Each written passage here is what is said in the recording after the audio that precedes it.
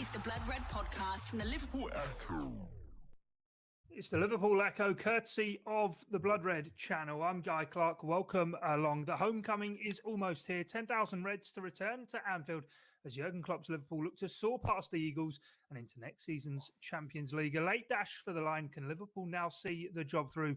We'll be reacting to Jurgen Klopp's press conference, previewing the action and bringing you our team selector and match predictions. To get into that, we've gone big for the final Blood Red podcast. Before the season's conclusion, we've the Liverpool Echo's Liverpool correspondent from his attic to Anfield this season, Paul Gorst, Joe Rimmer and David Lynch here as well. And hope you're all well, guys. Gorsty, I'll come to you first up. And, well, it is all now about, as Jurgen Klopp's been dubbing it, the final.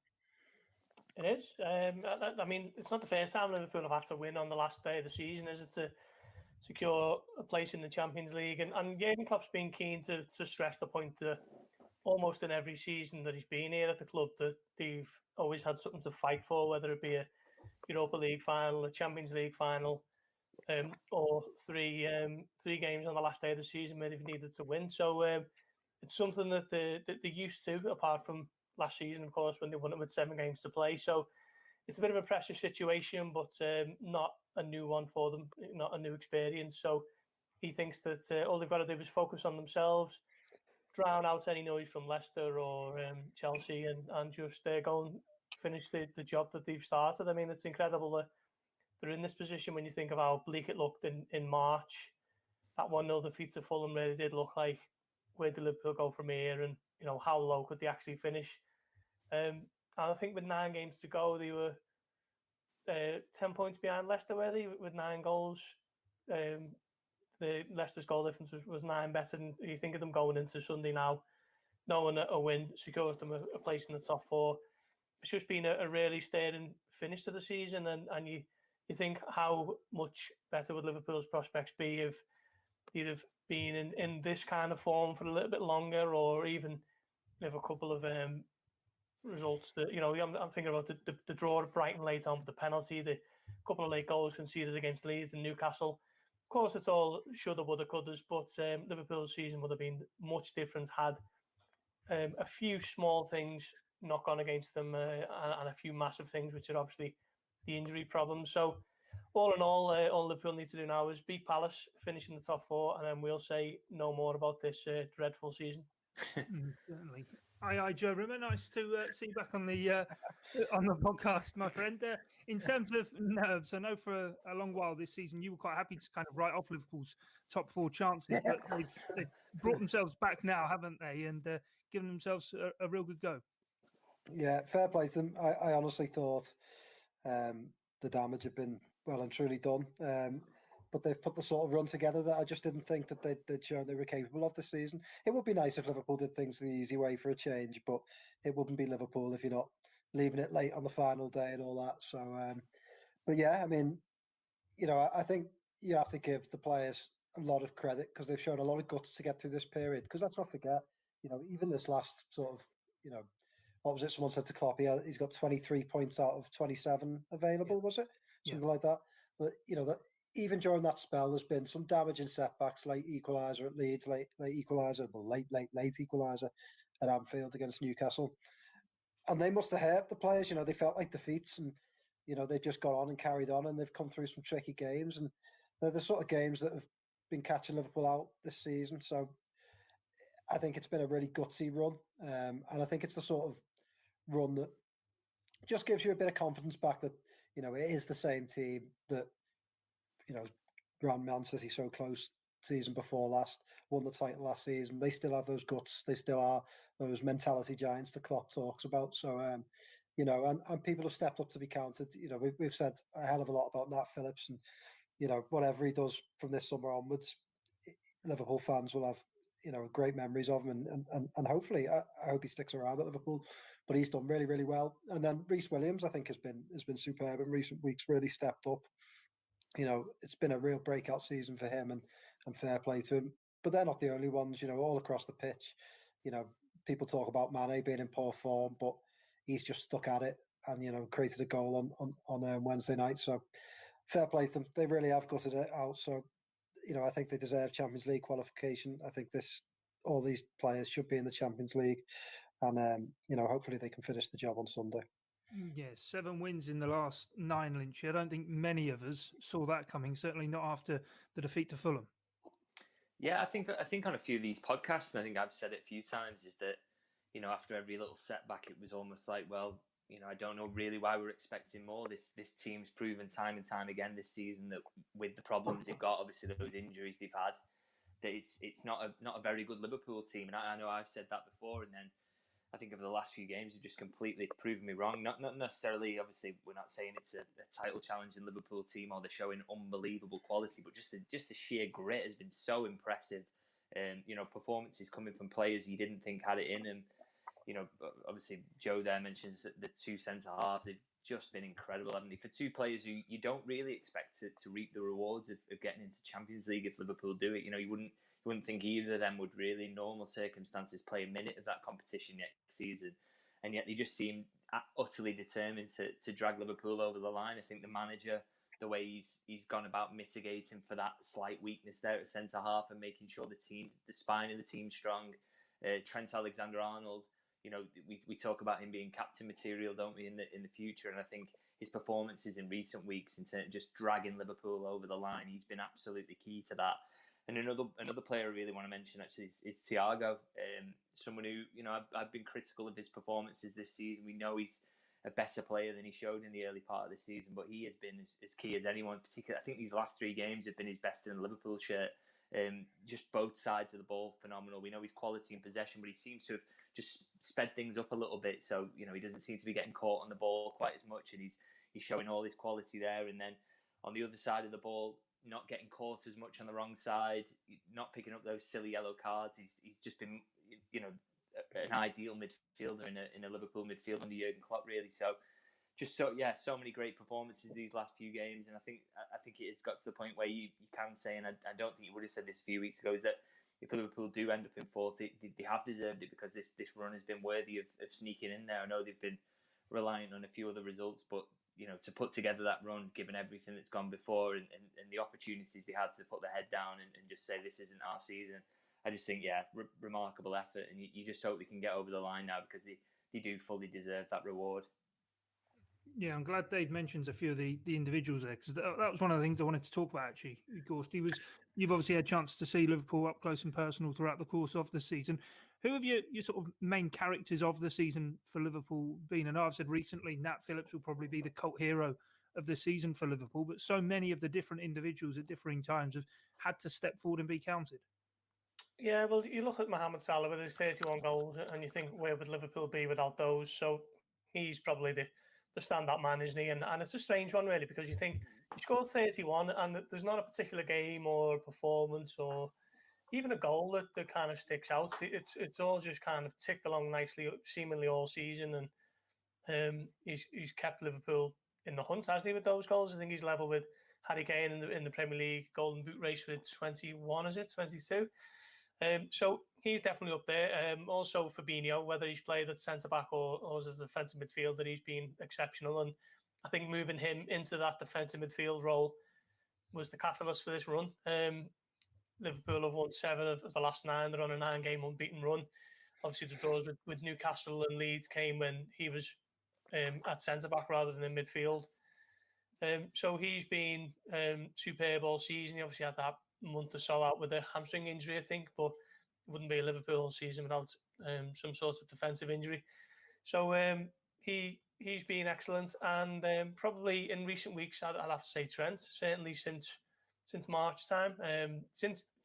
Funnily enough, since the return of football from the last international break, he just seems to have had the bit between his teeth. I thought he had an off night against Real Madrid away, but so did pretty much everyone else. But other than that, I thought he's been excellent. Real Madrid at home, he was superb. Arsenal away, it was an incredible performance, really, and I thought he was really good against West Brom, and he was good the other night, and he just seems to be putting it together at the right time, really. So I'd probably say those 3, and as Lynchy says, Thiago's really just starting to come into form now, isn't he? So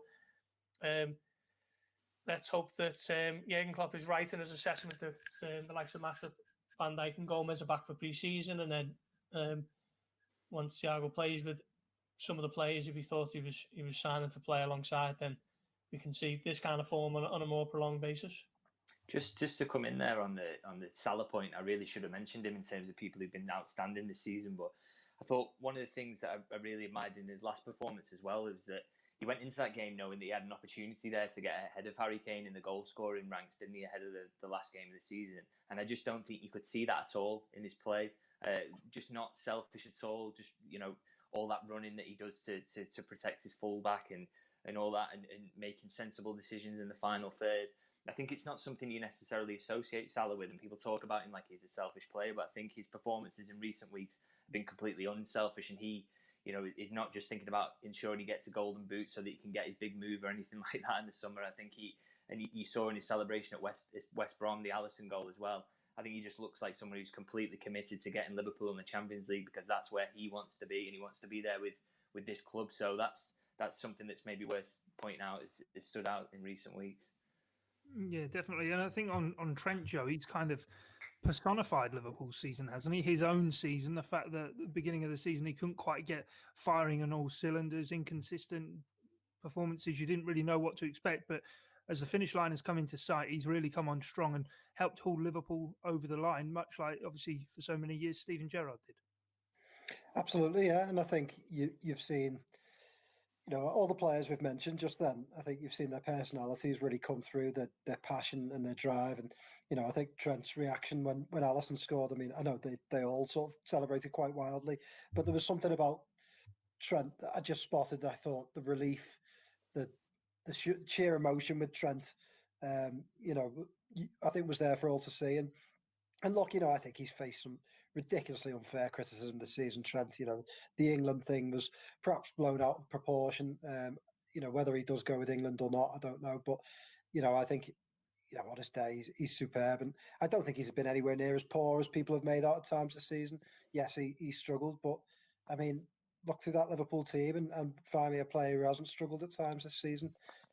And you're taking Trent's position is directly affected by the two guys alongside him, which is chopped and changed. We've seen so many injuries there.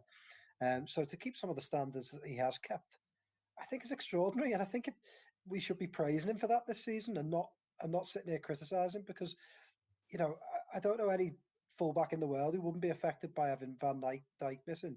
Then you add Gomez, then you add Matip, you bring in a new centre-half in Kabak and two young players.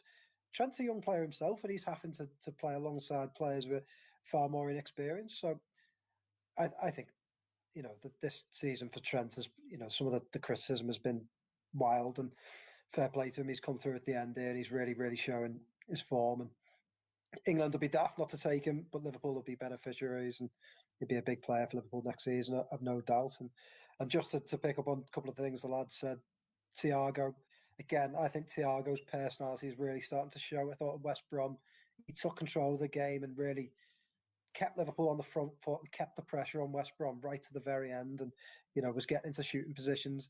I think he's such a lovely striker of the ball. I'd like to see him score a few more goals. Thiago, I think he can get into those positions, and there was one or two deflections, a good save, wasn't there, from the goalkeeper? But I think Thiago really, really starting to stamp his authority on Liverpool in the last few weeks. And Salah, I mean, what can you say about Salah? Lynch just nailed it in terms of the sort of performance he had on Wednesday night. But there's this misconception that Salah's selfish. I don't think you can be selfish to play in this Liverpool team and to achieve the things that they've achieved in the last few years. Salah works as hard as anyone. He's just a goal scorer extraordinaire. And you look across any goal scorers, they're all selfish in their own right. Harry Kane shoots more than anyone. If you watch Harry Kane, especially a couple of years back, he would shoot from everywhere.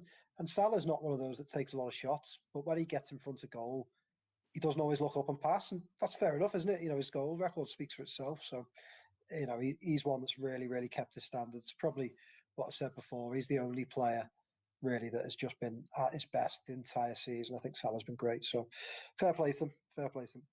Yeah, I might be wrong, but I don't think Mo Salah either has ever come out and tried to claim goals quite vociferously as Harry Kane does. But anyway, we can tell you support there, Guy. Yeah, exactly. We've spoken about which players have been key for Liverpool during this run-in, but also just in terms of if Liverpool do see this through then and get it over the line, how big an achievement will it be? Because I think if we spoke at the beginning of the season and said it would take till Liverpool the final day of the season to reach Champions League qualification, we all would have thought, well, why has that happened? But the way in which they have come back to get this does feel as though it's something special that they are on the verge of achieving. Yeah, I mean, if you look back to the start of the season in September, and if someone tells you that Liverpool are going to be going into the last game of the season, looking to wrap up fourth, you'd kind of think, well, what's gone wrong? Well, what has gone wrong is pretty much every defender that they've had has pulled up lame, haven't he? From the world's best defender in Van Dijk to Joe Gomez a few weeks later. Joel Matip, I think he only made 11 appearances this season before his season was finally called time on in January. Even Kabak and Ben Davies, the lads who were brought in to ease the crisis, have only added to it in recent weeks. So Liverpool are going into this with Nat Phillips and Reece Williams. And let's face it, the players who some fans might have even heard of, as recently as September. Particularly in the case of Williams, who only made his debut in September against Lincoln, I think it was in the League Cup. Phillips obviously played in that FA Cup game against Everton, but Liverpool are going into it with those two at the back, and they need to win to finish in the top four. So I wouldn't be putting it. It's not the same as winning the Champions League or winning the Premier League or anything, but given the hurdles that have been in Liverpool's way this season, so many injury problems, and I think sometimes it gets a bit glossed over in terms of outside of the Liverpool bubble. Like, we know, don't we, that it's three centre-backs, and Jota was out for 3 months, and Henderson's been out since February, and Firmino was out for a month, Alexander-Arnold. Pretty much everyone's had an injury this season, except for Wijnaldum, Robertson, and Firmino. Even Alisson's missed a few games, hasn't he? So pretty much everywhere you look in this Liverpool squad have missed, quite a significant chunk of games. And the fact that they're still in the hunt for a place in the top four speaks volumes about the character and the mentality of the squad. And at times that hasn't always been there this season, particularly with the 6 games lost at Anfield. Looking at 3 or 4 of those as games that they normally would be winning. But as Joe says, fair play to them. They've peaked at the right time, and now it looks as though they're going to finish off the job. So it's been an exceptional achievement, really, when you think of what has been placed in front of them. Can I just come in there and just say, like Gorsty says, I think Liverpool's injury problems, and I know we've spoken about them on every podcast and people might be sick of hearing about it, but they have been glossed over. Reece Williams is a good example. I just checked them when you were talking, Paul. He's made 18 appearances for Liverpool this season. And you think about, during the United game, Gary Neville on commentary made a song and dance about Harry Maguire not being available. Yeah. And I was thinking, imagine if I've just had a little look to see who United's perhaps Reece Williams equivalent is. Has anyone ever heard of William Fish? Have you ever heard of him? He's games, yeah. So he's an 18-year-old centre-back. Imagine if United had played with him and he'd made 18 like a fish out of water. Well, there you go. Say you on that. I might have picked him because he had an interesting name, but in general, I think the point stands is that, can you imagine if United had Bally, Lindelof, Maguire, Phil Jones, all of these players out injured, and they were dealing with that sort of issue, and then they brought in someone on loan in January, and he went out injured for the last 5 or so games of the season. It's quite extraordinary, and I don't quite think that anyone outside of the Liverpool bubble realises what Liverpool have dealt with this season. But to get through and to get into the Champions League, it's a pretty good achievement, and they deserve a lot of credit for that. So if they do it, all credit to them, because it has been a real tough season. And I'm just looking at the Premier League table here as well, and the only teams so Liverpool have conceded 42 this season as well, and the only teams who've conceded fewer goals are Manchester City, Chelsea. Oh, there you go. Manchester City, Chelsea, and Arsenal, I think, are the only teams who've conceded fewer goals. Which is, considering, like you say, if someone at the start of the season told you Reece Williams was going to make 18 appearances this season for Liverpool, you'd been like, what's gone wrong there? How is that happening? And I think that just is testament not only to the young lads who've come in and taken the chance so well, but also the manager just for creating an environment where that weakness or potential weakness has just not been, teams haven't been able to consistently expose it. I just think it's an incredible achievement from Klopp and the players really to get to this point. And you maybe will get a little bit of stick if you say that, and it's top 4 a trophy these days, and look what Liverpool are celebrating now after what they've done in recent years. And but that is just nonsense, because in the real world, where you have to put a team together, you have to put a team on the pitch, and sometimes they're tired and they're playing too many games in a week, and all these other challenges, and the people, and they've got other worries in their lives and things like that. When you have to compete with these things and create a winning machine, the fact that Jurgen Klopp's done that to a sufficient level to get them in fourth, it's just remarkable, I think. Yeah, fair play. Right, in terms of Jurgen Klopp, then he's been speaking in his pre-match press conference ahead of the Crystal Palace game, Gorsty, and a fair bit of the concentration of what he was asked about was about Jorginho Wijnaldum. We've known all season that his contract is ticking towards an end. He was asked, is this going to be the swan song, the finale for Gini Wijnaldum? But didn't really get a straight answer, did we? We didn't know, but you look at it now, 21st of May. I think his contract is up in June. Don't need to be a particularly skilled artist to join the dots on that one, do you? It's looking like this is going to be his final game for Liverpool, and probably one where he's going to captain the club. With Henderson out, Van Dijk and Milner might not be starting, so he's going to give us all right until the very end. I didn't think he was at his best at Burnley, but he's been an absolute Iron Man for Liverpool this season. I don't think anyone has played more than him. I haven't checked it, but I know he's certainly up there with maybe him and Robertson. And he hasn't let them down again, has he? He's been superb. And there's been times when you've watched him and you're thinking, why Liverpool? Why have they got to this point? He's still such a vital part of the team. Why are they allowing themselves to get to this position where he's weeks away from leaving the club and he can speak to whoever he wants, and it appears as though Bayern Munich are getting a mention at the moment, doesn't it? It'd be a shame to see him go, and I think it's going to cost Liverpool 30 million plus to replace him, because he's that important and he's that good, and it'd be a shame to see him go, because when he leaves this club, he's going to look back.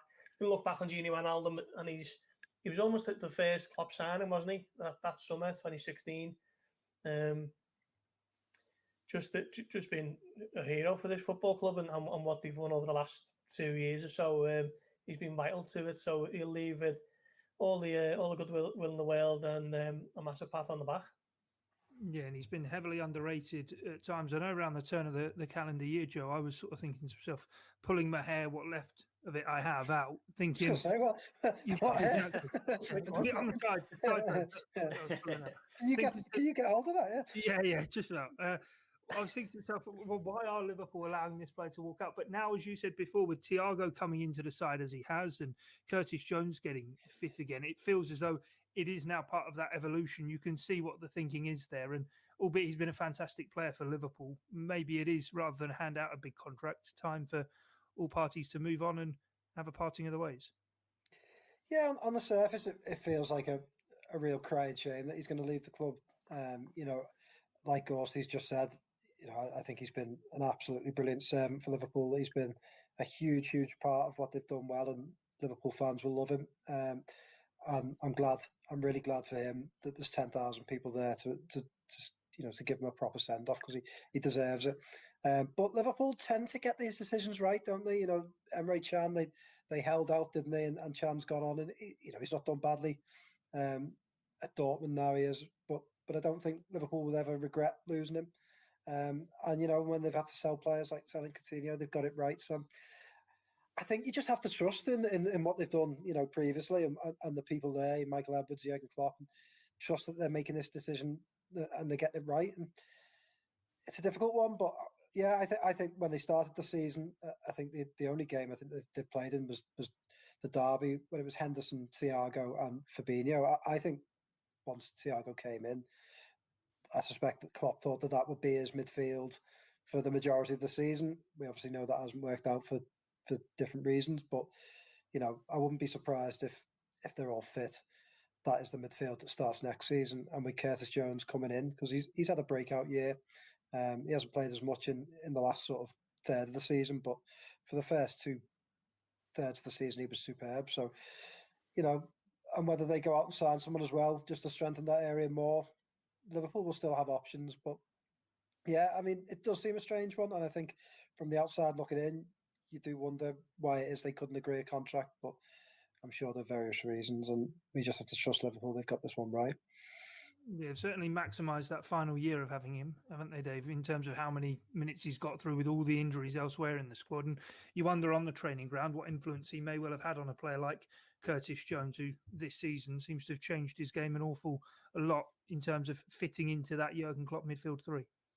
Yeah, I mean, he hasn't been at his absolute best this season, I think it's fair to say. But, he's still been, he still gives you a certain level of consistency. And the fact that he just can get on the pitch every week has been absolutely huge in a season where there's been so much chopping and changing in other parts of the pitch.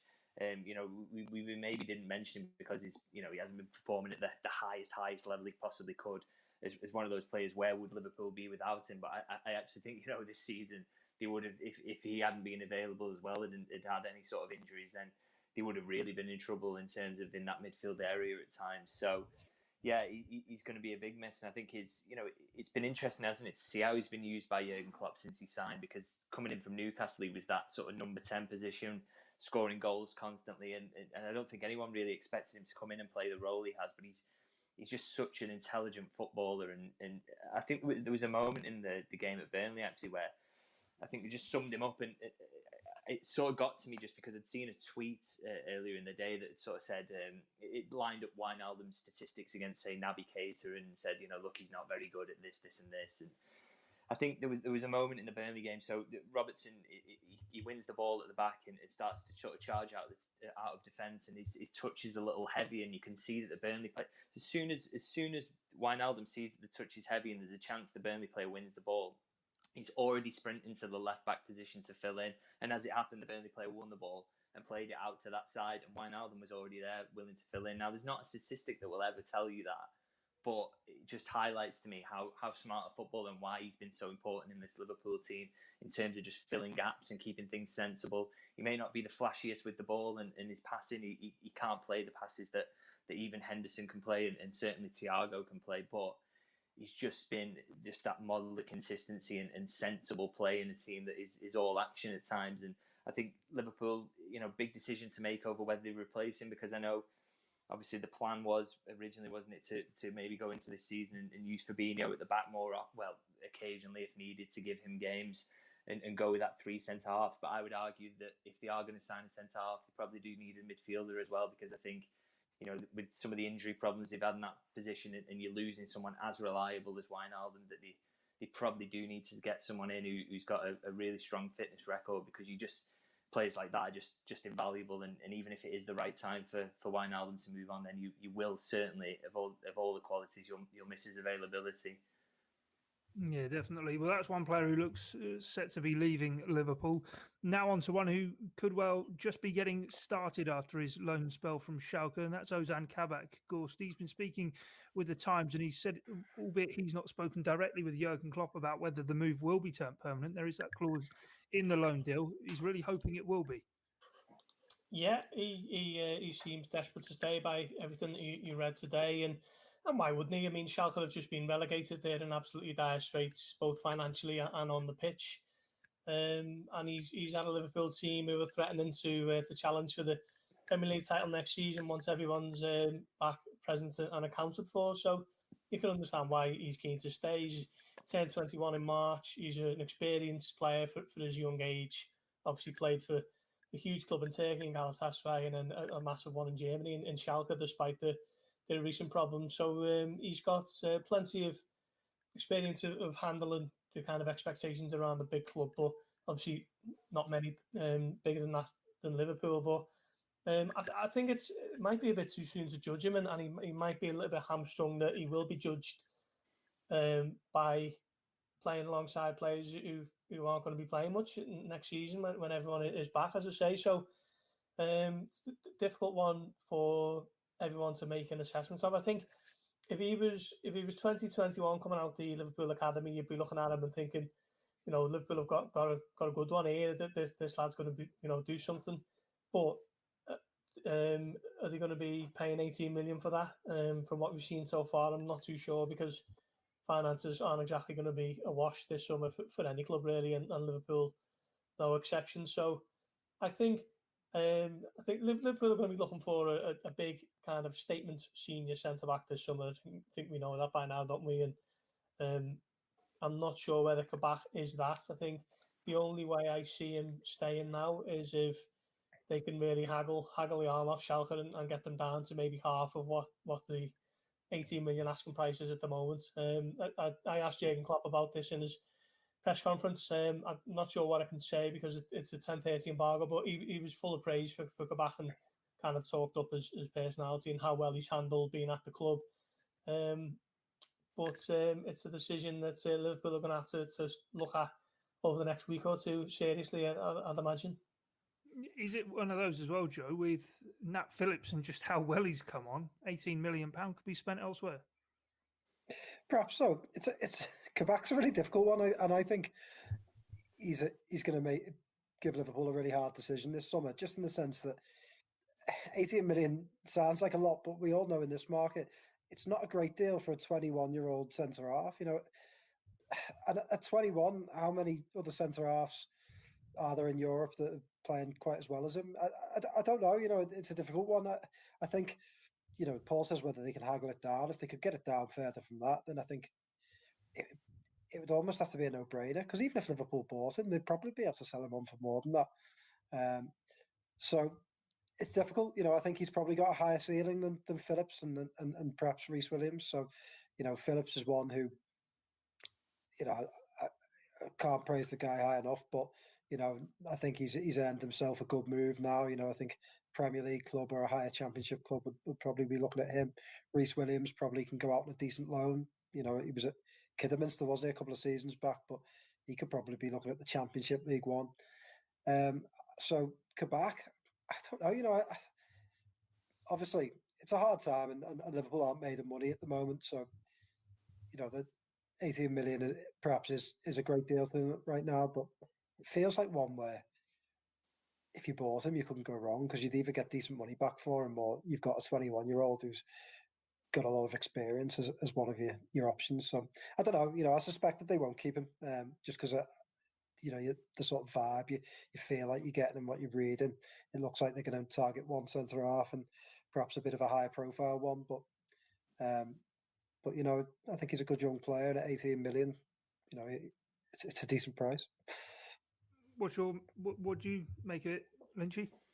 I think just with Ibrahim Konate and the links there, and I think Liverpool are making absolutely no secret of the fact that there's interest there, and I think when they do that, when they're being that open about having some interest in a player, I think it's maybe further along than further down the line than they would maybe let on to us at times. So I think certainly if they get in the top four, I think there's all that talk about the fact that you would have to pay the release clause in a lump sum, but I think Champions League football will be able to guarantee them to do that, particularly with this Redbird investment that's come in recently as well. I think Liverpool know where they're up to financially and know that that they could get Ibrahim Konate and do that deal.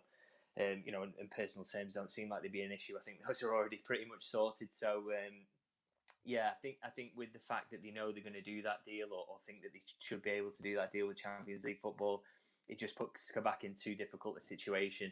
They know that he'll need minutes to develop in the same way that Konate will. But if you're going to do one deal, then you can't necessarily give Kabak the minutes he needs to reach the level you want at Liverpool. So I think that's possibly going to cost him a move. I think I agree that Phillips, he's at an age where he will move on. So I think. And Williams obviously has been pushed into the first team quicker than he would have liked, so a loan for him, I totally agree that's the plan. But I think you could make an argument about 5 centre backs, but I just don't think that's Jurgen Klopp's style to sort of hoard players in a certain position. So I think maybe I think that the idea that they're so keen on Konate and Kabak wasn't, to be honest, a player they were massively keen on signing at the time, which is why the deal is made up in the way it is. I think his future lies away from Anfield, to be honest.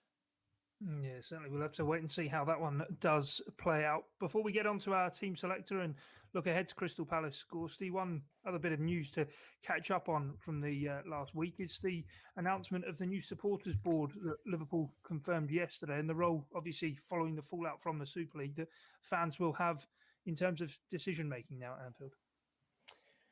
Yeah, pretty progressive step forward, isn't it? Liverpool have obviously been in talks with Spirit of Shankly for best part of a month, really, since the whole Super League debacle came and went within those 2 crazy days. So it looks like it's going to be a good thing going forward. I'm not too sure whether we'll hear much about it. And I imagine if we ever do, then something's probably gone wrong, hasn't it? Because that means that Spirit of Shankly have been consulted by Liverpool on a certain decision, and they've kind of laid out the lay of the land as far as the fans are concerned, and Liverpool have ridden roughshod over it again. I think that is probably the only time that we might hear about this particular agreement or partnership, or however you want to phrase it. What I thought was interesting as well was Fenway Sports Group have accepted the need to stump up for any Super League financial sanctions that come Liverpool's way. And I think that's only fair and right, isn't it, given that this wasn't a decision made from the football operation side of the club or, certain people in the club. This was essentially an ownership call that everyone vehemently disagreed with and left quite a lot of employees disillusioned and angry, to be honest. So, yeah, it's a good step forward. I think they're going to meet maybe once or twice a year to kind of see what the agendas are and what's going to be coming forward. But yeah, it is good news, but I'm just not sure how much we'll hear about it going forward. No, definitely right. We will keep an eye on that, and if obviously, as you say, Gorst, if anything comes more around, it will be, of course, covered across on the Liverpool Echo website. Let's get into then the final day of the season. Crystal Palace coming to Anfield, 10,000 fans at Anfield. Roy Hodgson's finale, his send-off farewell as Crystal Palace manager. I'm sure there won't be a dry eye in the house show. Yeah, I mean. I'm sure they won't. No, I don't really know what to say about that. I mean, it's a slight shame for Roy Hodgson that it's the last game is at Anfield, isn't it? But Liverpool fans don't have any good memories of him at all, really. It was just the worst 6 months to be a Liverpool fan. So I don't really know what to say, to be honest, Guy. Fair enough. No, I just wanted to throw that at you and see what the reaction was, and it was. I don't want to kick a 72-year-old man, like when he's leaving the club. So I'll just leave it there. But yeah, I'll try to block that period out of my life, to be honest. No, fair enough, Dave. In terms of the opposition, the 7-0 win in December at Selhurst Park, could Liverpool have handpicked a better opponent for needing a win on the final day?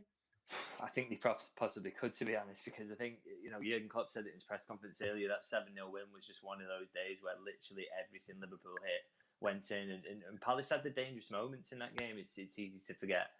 It was just a day where everything went right. I think, typically games against Palace have been quite difficult, haven't they? So, they're a team who is set up well to counter and have got real quality in those wide positions that can cause you trouble. So, Liverpool should not be taking this for granted. I just think the fact the fans are back in, and Liverpool's objective is so clear that if you win this, you're in the Champions League. I think that will be hugely helpful to them, and hopefully prevent them, falling down to any shocks or anything like that. But yeah, I think there's easier teams to face, that's for certain, because I think only the last game against Palace at Anfield was the first game after the COVID restart. Liverpool were absolutely perfect in that game. I don't think Crystal Palace touched the ball in their box. But aside from that, Crystal Palace games at Anfield have been really tricky. So, yeah, they've got to be careful, I think, and not think that this job is done, because this is another big test, even with the fans in. Yeah, Wilfred Zaha went off after 15 minutes in that, wasn't it? And he was their game plan in that one to try and get Liverpool on the break, but that didn't work out for them. Joe, I'll be a bit kinder and come back to you with a proper question. In terms of a side who aren't going to go down, that is their remit every season, Palace, to stay in the Premier League. A manager leaving and half a squad effectively out of contract as well. 10,000 fans inside Anfield. I'd say what I said to Lynch. Surely it's the ideal fixture. I don't know. Don't be saying about, that. Yeah, don't be saying that. No, don't be saying that. And there's something about Crystal Palace that just makes me feel uncomfortable. They're just, I mean, it's just there's just a couple of experiences with Palace, isn't there? You know, like, I even go back to, like, I remember one in, like, 2001. I'm sure they knocked us out the FA Cup or something. They're just something about... on the first leg of the League Cup semi-final, didn't they? Yeah, I don't know. I just seem to have bad memories with Palace. Obviously, the 3-3, Steven Gerrard's final game and all that. They're just spoilers, aren't they? And there was that one, Allardyce one of the other year. You know, I'm not going to be counting any chickens because I think they'll make life different. You know, No, he's back. Sorry, I can't remember what it is. But anyway, they're the sort of team that make life difficult for you. You've got two very good wingers and can hit you on the break. And, you know, Christian Benteke suddenly decided to start scoring again, which is good for Liverpool. So he loves to visit Anfield as well, doesn't he? Oh, yeah. So don't you start with all that, guy. Just you be quiet till Monday, and then we can act like we were never worried. No, exactly. All right, let's get into our team selection then. Alisson in goal. Hopefully he's not needed up for another corner. Gorsty, back four, same as it was at Burnley and at West Brom? Yeah, I don't think there's any choices there. I mean, Simicast come on the other night for a rare run out. Finally, nobody looks like.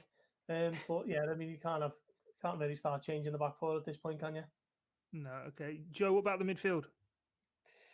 Well, I'd be just going for Fabinho, Thiago, Wijnaldum. I think, you know, Wijnaldum will have something to prove his final game. Thiago's been great, and Fabinho is an automatic starter, isn't he? So yeah, looks so. This might be the quickest team selection of the whole season. Lynchy, he's the forward three, or I don't know. Could Ox not play on the left? Mane still looking shot of confidence, and he did come off the bench and score the other night. No, guys. Fair enough. I can't see it. I think it is. It's a team that picks itself, isn't it? You know, all season Jurgen Klopp's been trying to find some level of consistency, and it's just sort of fell into his lap in these last few games. I think he won't want to break that up for anything. Maybe, you know, Oxlade-Chamberlain getting that goal, that might be nice. Just going into the last 10 minutes if you need a goal, but let's hope it doesn't come to that. Okay, man for the big occasion. Divock Origi might well be needed off the bench, but we'll have to wait and see. Right, in terms of match results then, and top four predictions, Liverpool going to make it, and what's the score going to be? Gorsty? Do you know what? Right, Joe's just been giving it the big, oh no, it's Palace shtick, but I think that's just massive kind of crying it in perception, isn't it? Liverpool beat them 7-0 earlier this season, and they've got a great record against them. They did win in April 2017, but different Liverpool team. With 10,000 fans inside Anfield, I think this would be fairly routine, and I think Liverpool are going to win by 3 or 4, to be honest. So Leicester would have to win by 7 or 8. Joe, what about yourself?